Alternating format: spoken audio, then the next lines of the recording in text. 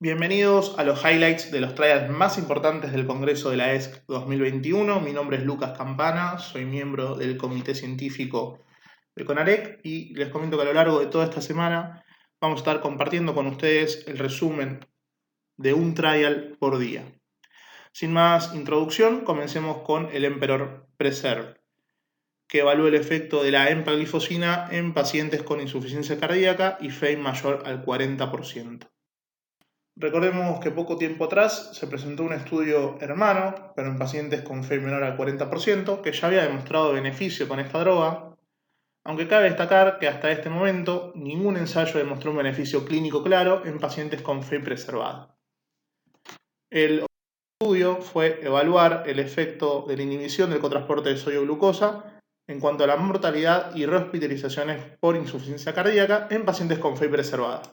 Como criterios de inclusión se tomaron pacientes mayores de 18 años en clase funcional 2 a 4 con una FEI mayor al 40% y que contaran con un ProBNP mayor a 300, salvo que sean portadores de FEA, en cuyo caso el valor de corte fue 900 picogramos por mililitro. Fue un estudio multicéntrico e internacional, se realizó en 622 centros en 23 países distintos, enroló 5.988 pacientes y se los randomizó a dos ramas, una de las cuales recibió empaglifosina 10 miligramos única dosis diaria y la otra recibió un placebo. Contó con un seguimiento medio a 26 meses y una deserción del 23% que fue pareja para las dos ramas del estudio. El endpoint primario fue un compuesto de muerte cardiovascular o internación por insuficiencia cardíaca, aquello que ocurra primero, y se jerarquizaron dos endpoints secundarios. Uno fue las internaciones totales por insuficiencia cardíaca y el otro fue la caída del filtrado glomerular medido por el clearance de creatinina. Como puntos a destacar de la población que incluyó este estudio, contó con un 45% de mujeres. Esto sigue la tendencia de otros estudios que evaluaron insuficiencia cardíaca con FEI preservada, como fue el CHARM, el TOPCAT o el PARAGON. Y si hablamos de la clase funcional, vemos que un 80% de los pacientes se encontraba en clase funcional 2, mientras que tan solo menos del 1% se encontraba en clase funcional 4. Se establecieron tres valores de corte para la fracción de eyección del ventrículo izquierdo.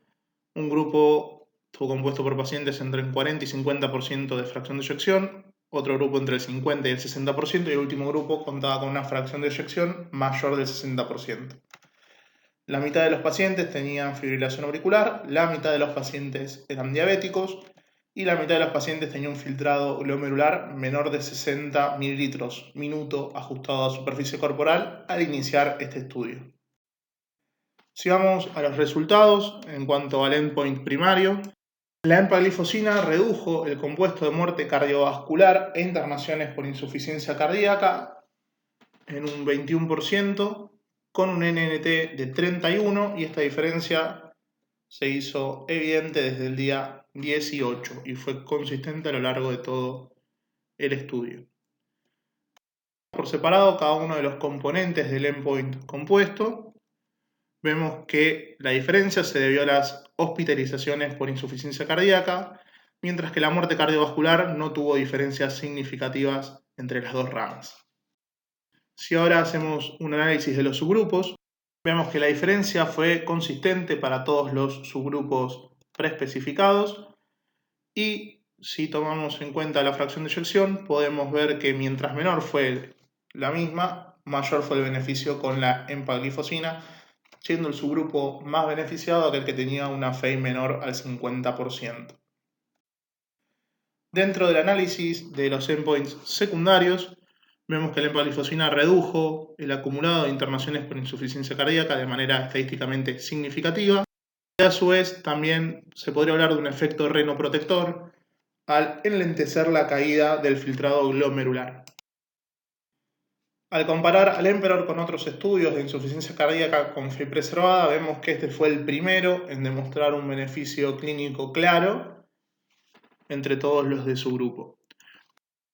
Podemos decir que en pacientes con insuficiencia cardíaca y FEI mayor al 40%, la empaglifosina redujo el endpoint compuesto de muerte cardiovascular y hospitalizaciones por insuficiencia cardíaca.